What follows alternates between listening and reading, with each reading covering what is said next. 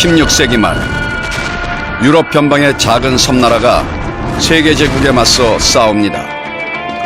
세계 제국의 이름은 스페인.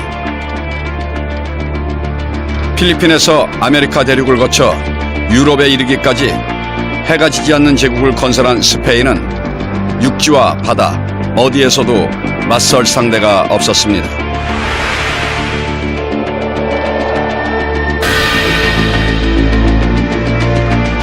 변방의 작은 섬나라는 영국입니다. 이제 겨우 바다에 발을 담그기 시작했을 뿐이었죠. 이 전쟁은 스페인과 영국의 미래를 바꿔놓았습니다. 세계제국 스페인은 몰락하기 시작했으며 영국은 스페인을 대신하여 세계의 바다를 호령하기 시작합니다. 하지만 스페인이 레판토 해전에서 오스만 제국을 물리치고 무적함대의 이름을 얻은 것은 불과 17년 전이었습니다. 17년 만에 세계 최강의 함대가 종이호랑이로 전락한 것입니다. 왜 스페인은 이렇게 짧은 기간에 이토록 허망하게 무너진 것일까요? 작은 섬나라 영국은 어떻게 세계 최강 스페인을 물리칠 수 있었을까요?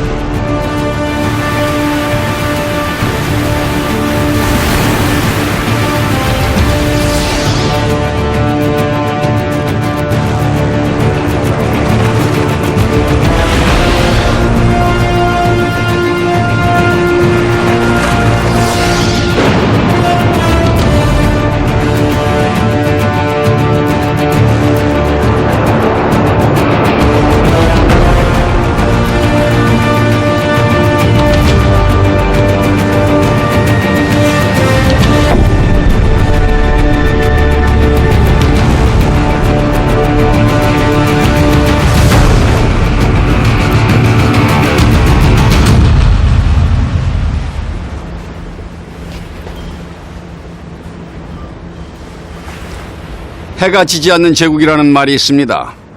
전성기의 대영 제국을 일컫는 말이지요. 세계 곳곳의 식민지를 가지고 세계의 바다를 지배했던 대영 제국의 영광을 표현하기 위해 생긴 말입니다. 하지만 최초로 해가 지지 않는 제국이라 불린 나라는 영국이 아니었습니다. 16세기 스페인이야말로 해가 지지 않는 제국이라는 이름을 얻은 첫 번째 나라였습니다.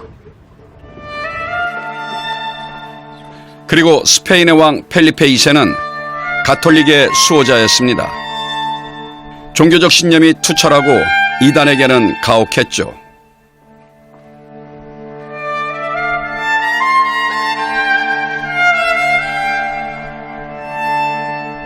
이단적인 여왕이 이끄는 신교도 국가 영국은 그에게 눈의 가시였습니다. 펠리페 2세는 영국을 가톨릭으로 되돌리기 위해 우선 엘리자베스 1세에게 청혼합니다.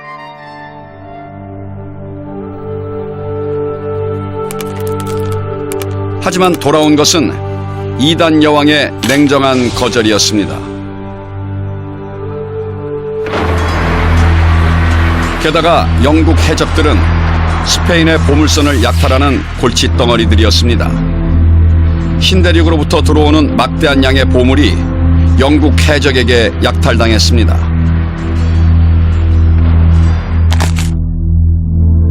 화가 머리끝까지 치밀어 오른 펠리페 2세는 강력한 처벌을 요구합니다. 하지만 여왕은 오히려 해적왕 드레이크에게 기사자기를 내렸습니다. 사실 해적들의 진정한 배우는 엘리자베스 1세였습니다. 보물을 반반씩 나누며 동업을 한 것이죠.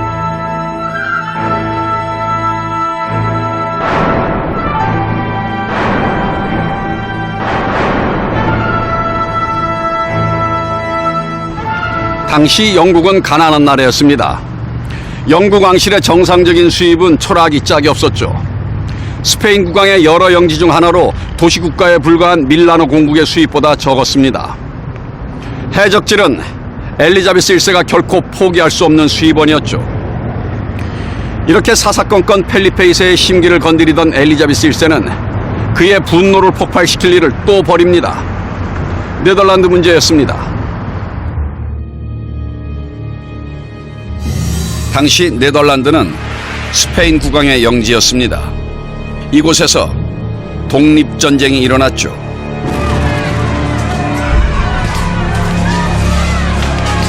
그런데 엘리자베스 1세가 네덜란드 독립군에게 병력을 지원한 것입니다.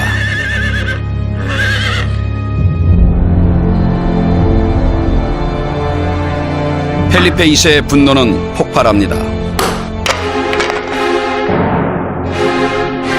이제 우는 아이의 울음도 멈추게 한다는 무적함대 아르마다의 위력을 보여줄 순간이 온 것입니다. And the King of Spain now realizes that the English are his inveterate enemies, and he decides that he must mount a great invasion using the army which he has in Flanders and his navy which is being rebuilt. So it's about putting Catholicism back into England. It's about removing a threat to his strategic interests, particularly in the Low Countries. But ultimately, it's about the conquest of Europe by a single overmighty state. 1585년 펠리페 2세는 마침내 영국 침공을 결정합니다.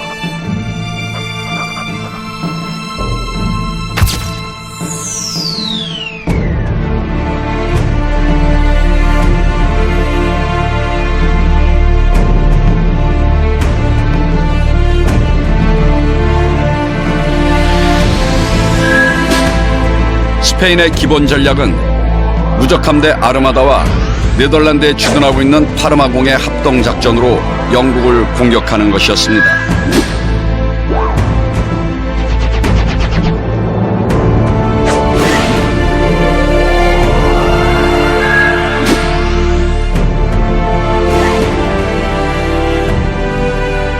In 1588, when the Armada is launched, the English army is very small.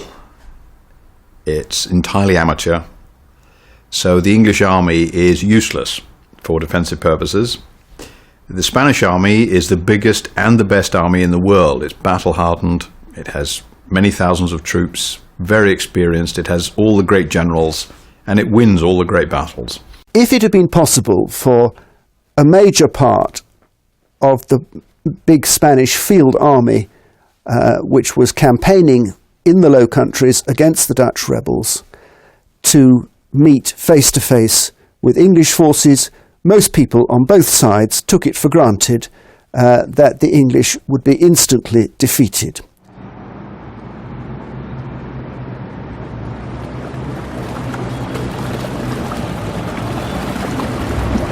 무적함대가 영국 해군을 물리친 후 파르마공의 병력을 이곳 템즈강을 이용해 상륙시키면 믿을만한 육군이 없는 엘리자베스 1세는 끝장이 날 수밖에 없었습니다.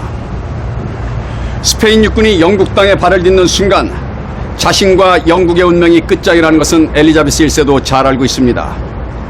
이제 오로지 영국 해군에게 나라의 운명이 달려 있습니다.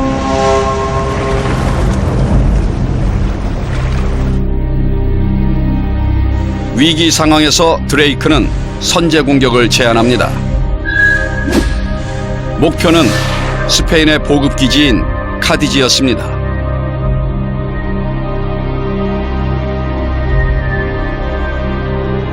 (1587년 4월 29일) 프란시스 드레이크는 카디지항을 기습 공격합니다.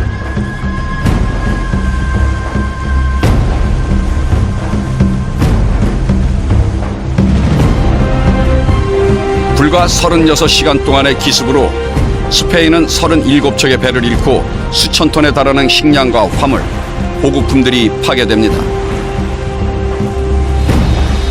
그리고 해적답게 스페인의 보급품을 잔뜩 약탈한 드레이크는 유유히 사라졌습니다. 스페인 사람들은 드레이크를 혐오하면서도 두려워했습니다. 엘드라코, 즉 용이라는 그의 별명은 스페인 사람들이 느끼던 혐오와 두려움을 알 수 있게 합니다. Sir Francis Drake is the greatest of all the Elizabethan seafarers. He is the second man to circumnavigate the world. He's a great privateer. He raids the Spanish for profit, but he's also a great strategist and a great fighting sailor. He would see a tactical opportunity and swoop in like a dragon, and that's why the Spanish called him El Drac. His name did mean dragon in English. 스페인은 드레이크를 추격할 엄두조차 낼 수 없었습니다. 드레이크는 스페인 함대가 흉내조차 낼 수 없는 속도로 도망을 쳐버린 것입니다. The English were better at maneuvering their ships very quickly. They could turn to bring the broadside, where most of their cannon pointed, across an enemy ship very quickly before the enemy knew what was happening. And that was not an easy feat, because they had to control the wind, their sails, adjust the sails with ropes and pulleys and things, to turn quickly, attack, and turn back again to maneuver their vessels. I believe that what they were looking for was a ship which would combine the power of the sailing rig with the powerful ahead-firing armament of a galley. And the galleon is effectively a sailing ship hull with a galley's bow stuck on it, with very heavy guns firing forward. And I think this is what the English Navy was building in the 1570s.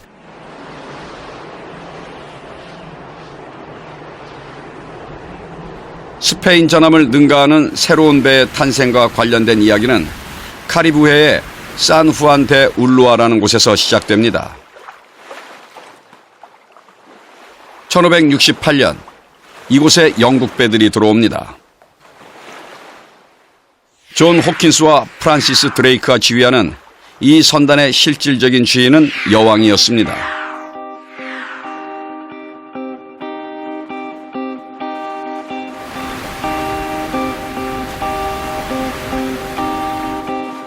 아프리카에서 납치한 노예들을 아메리카에 팔고 신대륙의 황금을 얻어왔죠.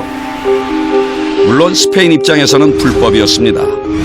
노예가 아니라 황금 쪽이 말입니다. 호킨스는 늘 그렇듯이 노예들을 넘기고 황금을 챙기려 했습니다. 하지만 이번엔 달랐죠. 강력한 스페인 함대가 기다리고 있었습니다. 처음에 스페인 함대는 안전한 입항을 보장했습니다. 하지만 마음을 놓은 호킨스 일행이 항구로 들어서자 곧 본색을 드러냈죠. 맹렬한 공격이 쏟아졌습니다.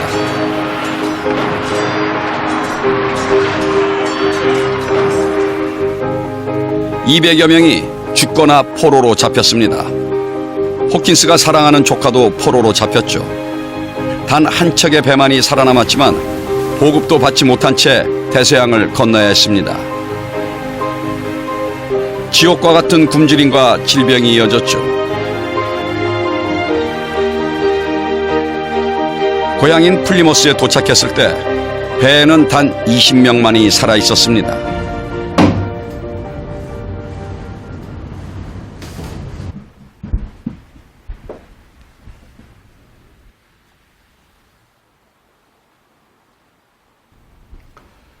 이 항해는 호킨스와 드레이크의 운명을 바꿨습니다.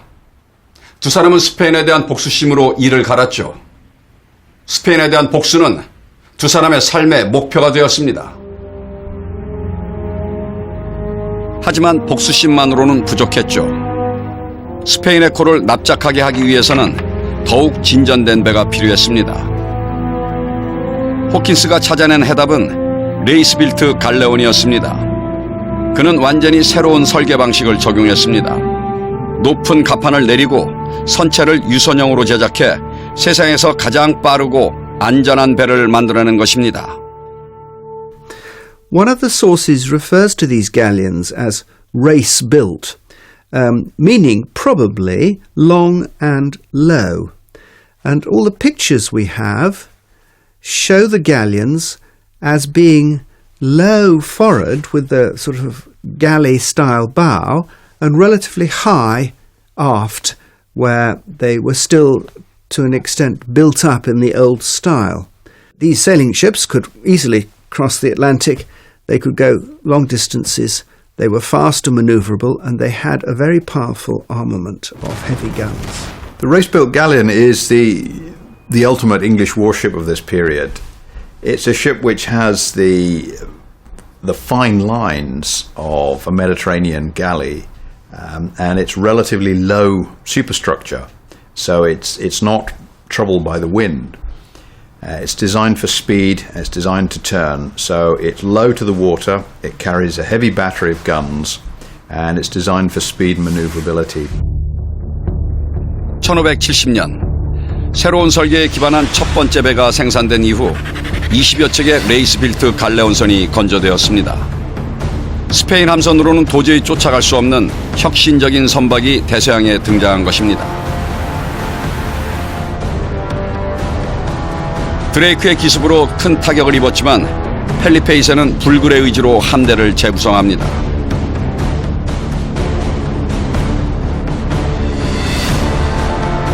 (1588년 5월 28일) 천신만고 끝에 펠리페 2세는 메디나 시도니아 공을 총사령관으로 한 무적 함대를 출전시킵니다. 대형 갈레온선 20척, 탈약선 44척, 수송선 23척, 소형 보조선 35척에 갈레아스선과 갤리선이 각각 4척, 선원 8,500명과 보병 1만 9천여 명이 탑승한 어마어마한 함대였습니다.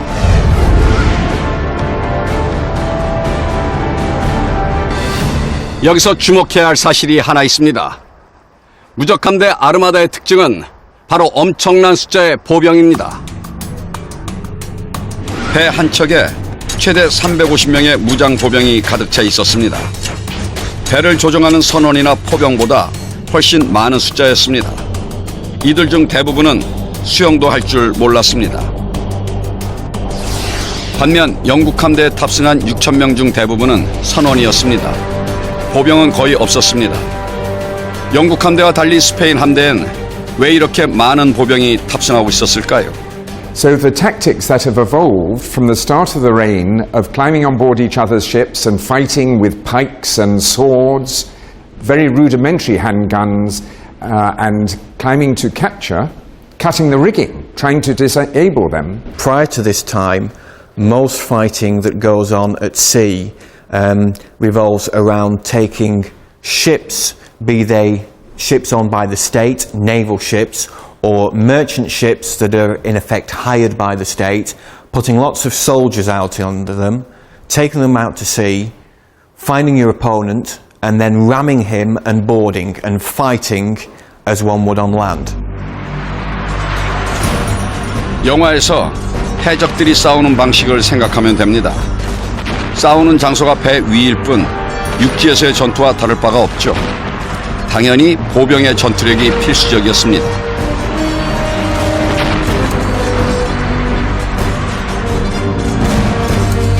(1571년) 스페인이 오스만 투르크를 상대로 대승을 거둔 레판토 해전에서도 마찬가지였습니다.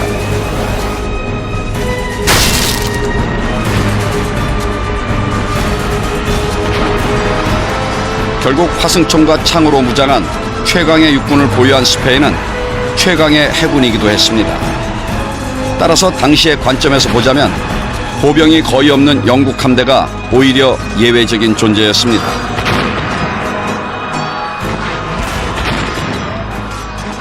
The English, for their part, had hardly any troops, and anyway, the English manned their ships with the idea that they needed the men, firstly, to sail, secondly, to load these heavy guns, and in fact, those two things needed more men than they could fit in the ships anyway, so there was no room left to carry lots of soldiers.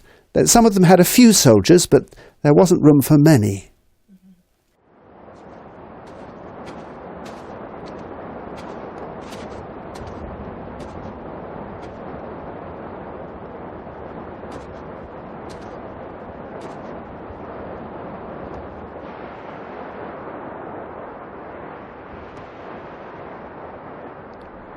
(1588년) 영국은 남부 해안에 대한 경계를 강화했습니다.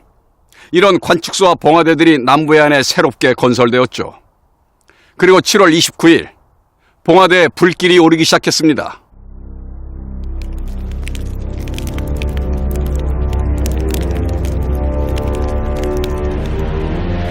희미한 안개 사이로 엄청난 숫자의 배가 목격되었습니다.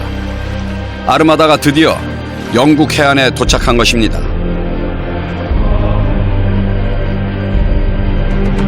아르마다는 전통적인 초승달 대형으로 서서히 전진하고 있었습니다.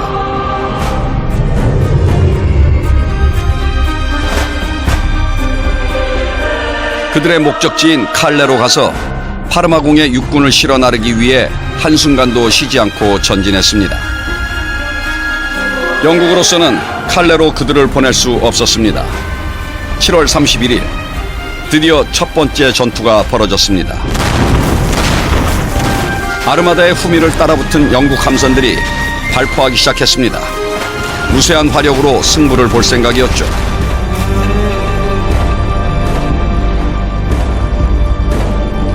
대포들이 위치한 아래쪽 가파는 포연과 폭음으로 가득 찼습니다. 쏘고 또 쏘고 엄청난 수의 포탄이 스페인 함선을 향해 날아갔습니다. 스페인은 물론 전통적인 방식대로 갈고리를 걸고 육박전을 벌일 준비를 했죠. 하지만 영국군은 시종일관 간격을 유지했습니다. 용맹을 자랑하는 스페인 보병은 단 한 사람도 적선으로 건너갈 수 없었습니다. The Spanish came on in a great arc. It's in the shape of a crescent. They kept that fleet because that was the formation they had used at the Battle of Lepanto, which had been such a victory for them. The English wouldn't play. The English did not sail into the arms of the crescent so that the Spanish fleet could close around them and destroy them. Instead, they would come up, fire all their cannon, and sail away before the Spanish could catch them. And every time the Spanish tried to go to England, the British would get there first, attack them, shower them with cannonballs, and the Spanish would have to turn away. 영국군은 무려 2,000발의 포탄을 발사하며 적의 간담을 서늘하게 했습니다.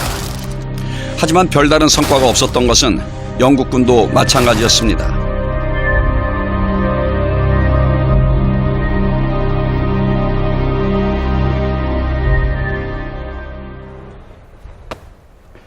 이것이 당시에 사용하던 캘버린포의 포탄입니다. 현대전과 달리 16세기 한포에서 발사된 포탄은 쇳덩어리일 뿐이었습니다. 영화나 드라마에서처럼 폭발하는 포탄은 20세기에나 등장하죠. 따라서 명중한다고 해도 이 정도 구멍을 내는 것이 고작이었습니다. 이 정도 구멍 몇 개쯤은 배에 준비되어 있는 나무판으로 금방 메울 수 있었죠. But actually having a weapon which might be able to sink an enemy ship 100 yards away was completely new. The English hoped and the Spaniards feared that these new heavy guns would be so powerful that they would actually be able to sink ships. But nobody was very sure, and nobody was quite sure how they would do it anyway. In the Armada battles, the English were learning. They actually themselves had never fought a battle like this at sea, but because the English they just kept coming back and experimenting, they learned faster than the Spanish. If you have the right tool for the job and learn how to use it, you're in a much better shape than learning how to use it and finding you have the wrong tool, which is what happened to the Spanish. 결국 침몰한 스페인 함선은 단 한 척도 없었습니다.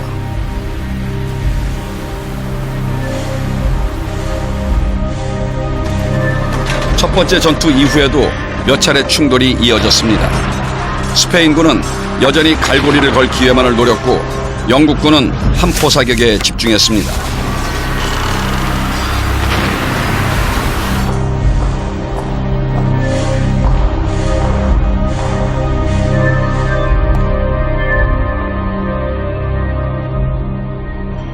영국이 결정적인 승기를 잡진 못했지만 세계 최강이라는 스페인 해군에게 패배하지도 않았습니다. 전체적으로는 영국이 우세한 전투를 하고 있었죠. 그런 영국의 우세를 뒷받침하고 있었던 것은 바로 영국산 주철대포였습니다. 16세기 말 영국은 유럽 대포 시장을 평정했습니다. 연간 400톤이 넘는 철제대포를 생산했는데요. 이것은 유럽 전체 대포 생산량의 70%에 달하는 엄청난 양이었습니다. 하지만 처음부터 영국의 대포 산업이 발달한 것은 아니었습니다. 원래 대포는 주철이 아닌 청동으로 만들어졌습니다. 주철 대포는 청동에 비해 결정적인 약점을 가지고 있었죠.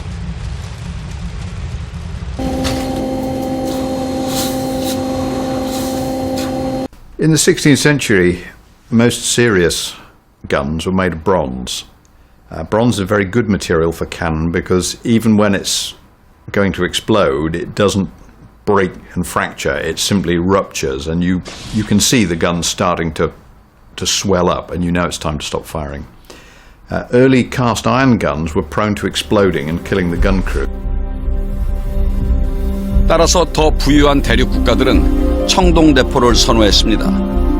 하지만 영국은 그럴 수 없었습니다. 청동 재련 기술이 떨어지는 데다 가난한 영국 왕실이 감당하기엔 청동이 너무 비쌌습니다. 엘리자베스 1세의 아버지 헨리 8세는 결국 주철대포에 승부를 걸어보기로 했습니다. 여러 약점에도 불구하고 주철대포는 가격이라는 엄청난 이점을 가지고 있었습니다. 4분의 1 정도의 가격이면 같은 대포를 만들 수 있었죠. 그는 프랑스의 대포 제작자들과 영국의 제철 장인들을 고용해 성능이 뛰어난 주철대포를 성공적으로 주저하기 시작합니다. The only country in the world that is making reliable, effective cast iron guns in 1588 is England. This again is an investment that Henry VIII made over 40 years earlier. He invested in this technology. At the same time, we have a relatively open atmosphere in terms of scientific investigation beginning in this country, and improvements of gunpowder are coming through to the fore. So we have stronger guns combined with better gunpowder, and that is going to give you a very much more effective battle fleet.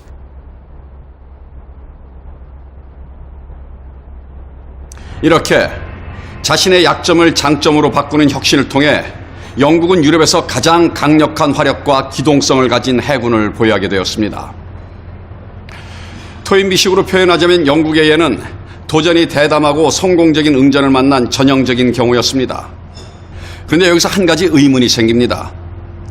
영국이 새로운 포를 만들어 화력을 이용한 전투를 준비하는 동안 초강대국 스페인은 무엇을 하고 있었을까요? 왜 포에 대한 아무런 준비도 하지 않았을까요?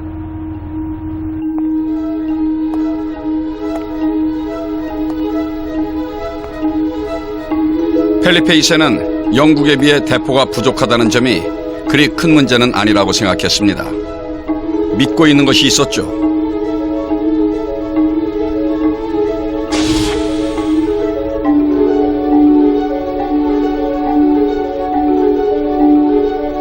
펠리페 2세가 대포의 도입에 열성적이지 않았던 결정적인 이유는 바로 보병이었습니다.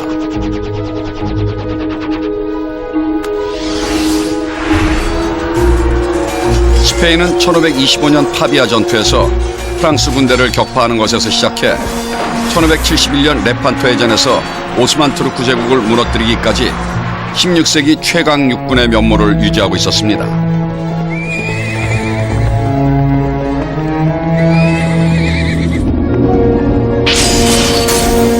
비록 신대륙을 발견하고 유럽에서 가장 큰 함대를 가지고 있었지만 스페인에게 배는 운송수단일 뿐이었습니다. 싸움은 보병의 몫이었죠.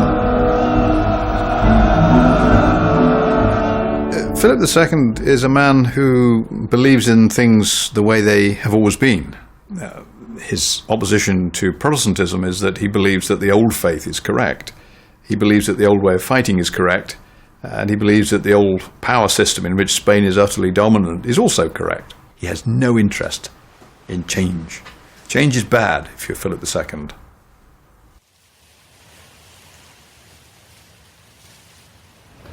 육군의 장점을 살리기 위해 한포라는 혁신을 거부한 펠리페 2세의 선택은 사실 예외적인 것이 아니었습니다. 역사는 자신이 지금까지 잘해오던 것에 집착해 새로운 기술을 거부한 무수한 사례들로 가득합니다.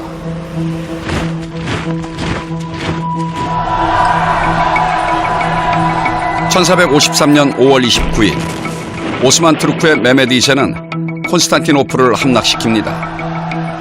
1000년 이상 버텨온 난공불락의 성벽을 무너뜨린 것은 바로 대포였습니다.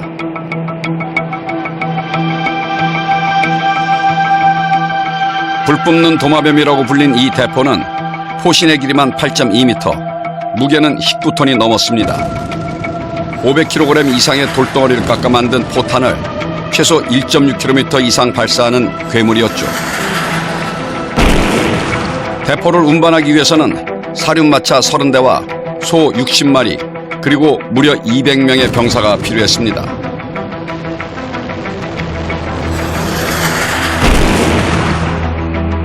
결국 불 뿜는 도마뱀은 난공불락이라던 콘스탄티노플 함락에 결정적인 기여를 합니다. 오스만 제국은 이때부터 대포의 크기에 매달리기 시작했습니다.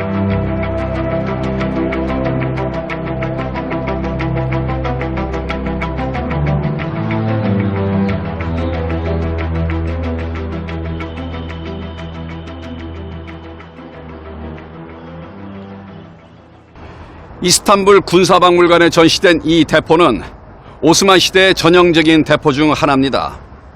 이런 거대한 돌덩어리를 발사했죠. 정말 엄청나죠?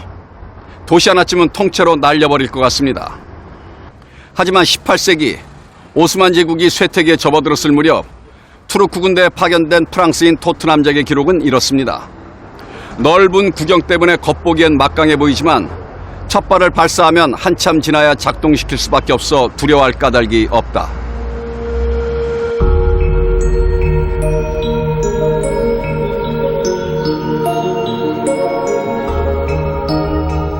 그 당시 유럽인들은 기동성이 뛰어나고 발사 속도가 빠른 야포를 제작하는 데 박차를 가합니다. 작고 다루기 쉬운 대포가 시대의 흐름이었죠.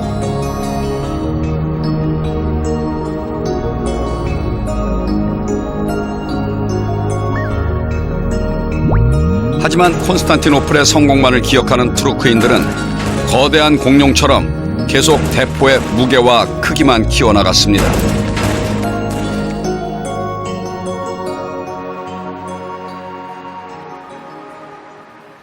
야포의 우위가 이미 명확해진 18세기에도 거대한 대포에 대한 투르크인의 집착은 계속되었습니다. 러시아와 전쟁 중이었던 투르크인들은 보스포러스 해협이 내려다 보이는 성곽 위에 500kg의 바위 덩어리를 발사할 수 있는 거대한 대포를 올립니다. 이동하는 데 사흘이 걸렸습니다.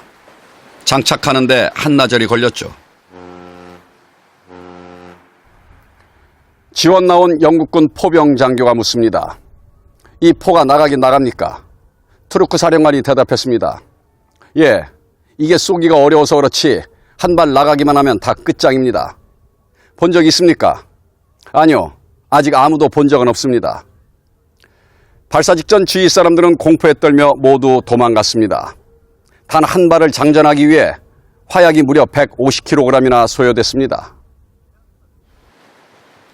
엄청난 굉음을 울리며 대포가 발사됐습니다. 하지만 단 한 발 발사하고 대포는 부서졌습니다. 발사된 500kg의 바위덩이는 550m 떨어진 거리에서 세 조각으로 갈라졌습니다. 그리고 저 바닷속으로 사라져버렸습니다.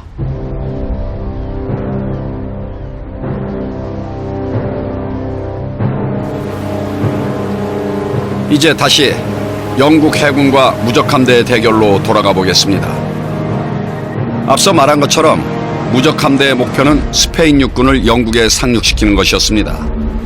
따라서 칼레에서 파르마공의 병력을 태우기 위해 영국 해협을 따라 계속 북상했습니다. 8월 6일 토요일, 결전의 순간이 다가오고 있습니다. 목적지까지 불과 38km가 남았습니다. 드레이크의 필사적인 노력에도 불구하고 무적함대는 한 척의 피해도 입지 않은 채 영국 해협을 통과한 것입니다.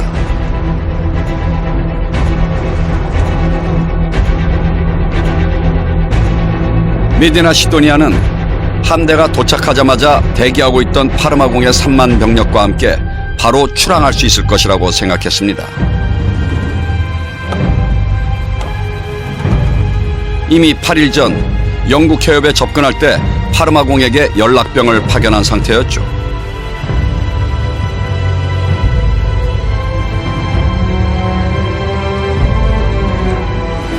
칼레에서 무적함대와 스페인 육군이 만나면 영국 침략이 본격적으로 시작되는 것입니다. 함대는 해변으로 접근하기 시작했습니다.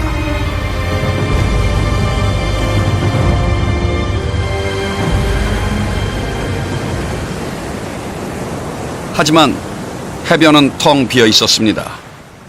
대규모 육군과 상륙용 벌크선은커녕 갈매기들만이 아르마다를 맞이했습니다. 파르마공이 아직 도착하지 않은 것입니다. The problem for Parma is that he and Medina Sidonia, the admiral on the Armada, don't have communication. There's no wireless, so they're just guessing. Parma isn't very keen on doing this. He's like most sensible generals. He doesn't want to cross the sea when it's full of heavily armed English warships. So he waits until Medina Sidonia arrives off the coast near Calais, Gravelines, and says, "I'm here, are you ready?" And Parma says, no, we'll start loading now. Communications at the time are very bad. So the Spanish make their way up the channel and arrive to find that their army is not going to be ready for another week. 이제부터는 파르마공이 출격 준비를 완료할 때까지 기다려야 했습니다. 스페인 함대는 방어가 매우 취약한 칼레 해안 절벽 옆에 집단 정박할 수밖에 없었죠.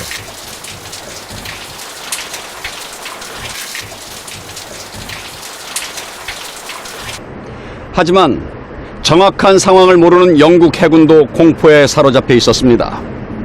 스페인 무적함대와 파르마공의 육군이 접선하기 직전이라고 생각했고 곧 영국 본토로 넘어갈 것이라는 두려움에 휩싸였습니다.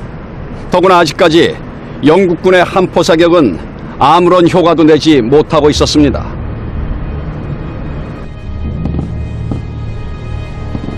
영국에게는 새로운 작전이 필요했습니다. 무적함대의 견고한 초승달 대형을 깨트릴 비책이 필요했죠.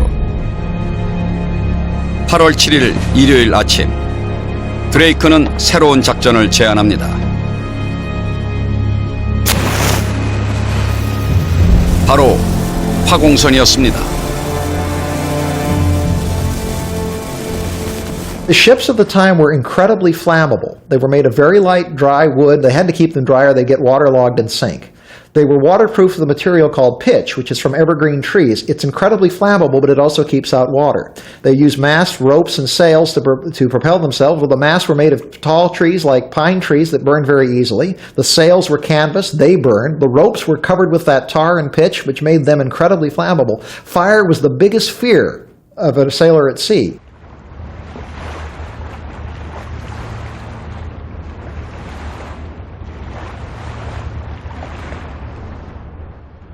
영국군은 8척의 화공선 함대를 준비했습니다. 8척의 배에 타르 등 불에 잘 타는 물질을 가득 실었죠. 모든 포에는 화약과 포탄을 2배로 장착했습니다. 불길이 도화선에 닿자마자 폭발하도록 해 적의 공포심을 극대화시킬 작정이었습니다. 그날 밤, 화공선을 이용해 공격하기에 최적의 순간이 다가왔습니다. 바람은 영국 함대가 있는 쪽에서 아르마다 쪽으로 강하게 불었습니다. 강한 조류는 해안 쪽으로 흐르고 있었습니다. 완벽한 날씨였습니다.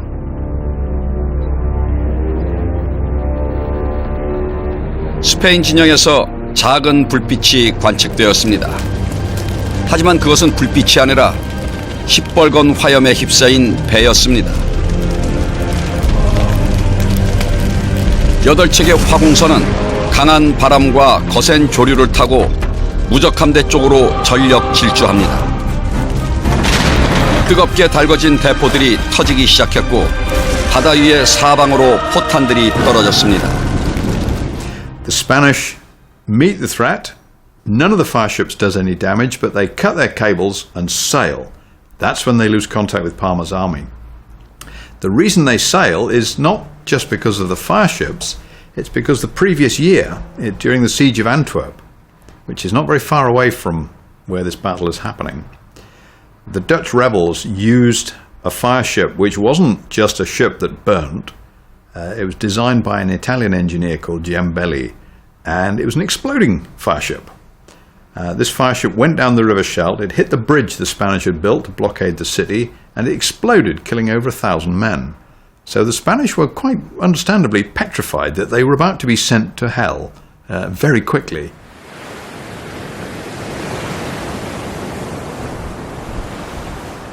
강한 물살과 돌풍을 따라 무적함대는 여기저기 뿔뿔이 흩어졌습니다. 영국군의 공격을 효과적으로 방어하던 초승달 대형이 무너진 것입니다. Any formation keeps you from running. If you see all the other ships in your position moving alongside of you, you feel braver. I can see them. They're ready to support us. We're ready to support them. If the English attack my ship, the rest of the fleet will save me. You keep in order. You face the enemy. You stay calm. You know what you're doing. You are fighting intelligently and cleverly. But when the formation disintegrates, it's every man for himself. You start thinking, I have to save my ship. I can't help them. He's doomed. The English have these fire ships. They're going to burn. I have to get out of here. You scatter in all directions.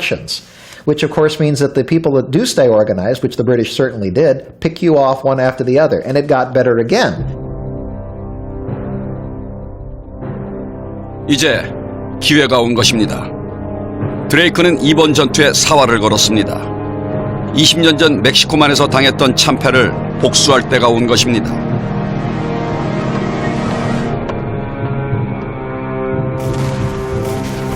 영국군은 그동안의 포격을 통해 자신들이 너무 멀리 떨어져 있었다는 사실을 깨달았습니다. 스페인 함대의 결정타를 먹이지 못한 이유도 너무 멀어서 명중률이 낮았기 때문입니다.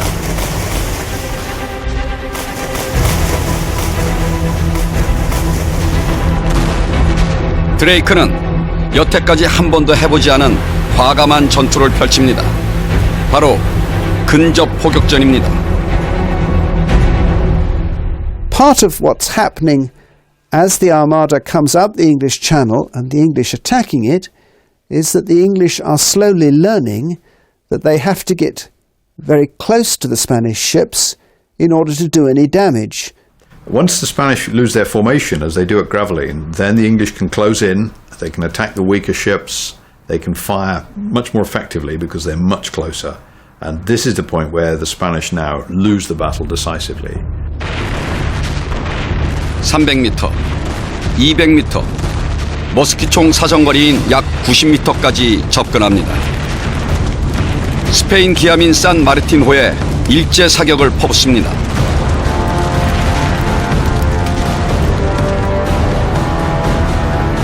서로의 말소리까지 들려오는 근접전이었습니다.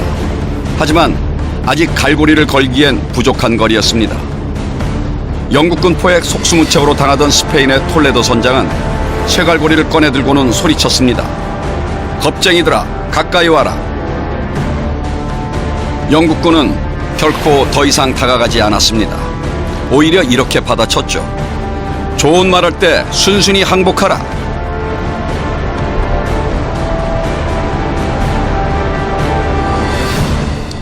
스페인군은 쇠갈고리를 손에 쥔 채 영국 함대에 오르려고 애를 썼습니다.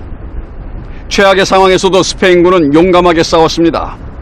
하지만 아무리 스페인군의 용기가 가상하다고 해도 이런 용기와 배짱으로 화약과 포탄을 상대할 수는 없었습니다. 아르마다는 엄청난 포격의 아수라장이 되었습니다. 선체와 돛은 사정없이 부서졌습니다. 무적함대도 포를 쏘며 대응하기 시작했습니다. 하지만 스페인의 포는 1시간에 겨우 한 발을 쏠 수 있었을 뿐입니다. 포격전에서 상대가 되지 않았습니다. 선체 아래쪽을 보호하는 오크층은 계속해서 구멍이 뚫려 벌집이 되었고 상 가판에는 시체와 붉은 피로 가득했습니다. 수영도 못하는 병사들은 죽음을 기다릴 수밖에 없었습니다. 시도니아는 함대를 살리기 위해 북해로의 퇴각을 결정했습니다. 파르마공이 거느린 스페인 육군을 영국으로 호송하는 계획을 포기한 것입니다.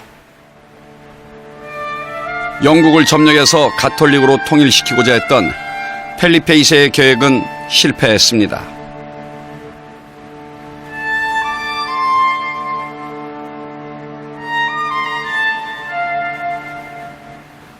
After 1588, everybody understands that the way to fight at sea is with heavy guns and skilled sailors.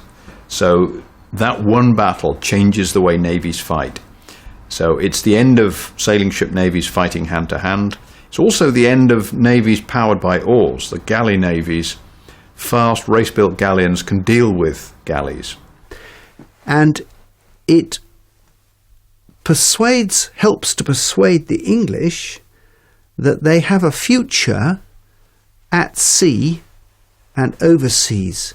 It creates a kind of English national myth of the nation in arms at sea. And this is very important in psychological terms because this myth, which is only partly true but it's very powerful, helps to guide the thinking of English leaders for hundreds of years. It guides them to thinking that the national destiny is at sea, that they don't need and don't want a major army, but investment in ships is what will preserve English freedom, religious and political freedom, and lead eventually to national prosperity.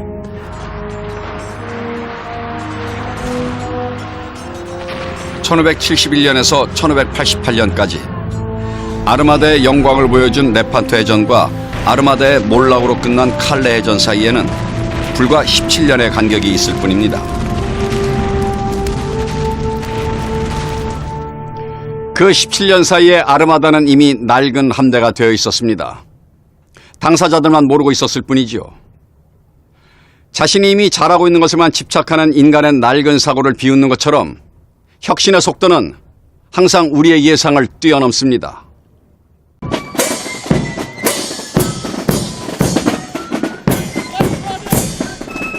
아르마다의 패배와 함께 새로운 시대가 시작되었습니다. 지중해식 해전의 시대가 가고 근대적인 포격전의 시대가 시작된 것입니다. 칼레 해전과 함께 사라진 것은 지중해식 해전만이 아니었습니다. 세계제국 스페인의 영광도 사라졌습니다. 칼레 해전을 통해 해군의 혁신을 이룬 영국은 이제 세계의 바다를 지배하기 시작합니다. 대영제국의 시대가 열린 것입니다.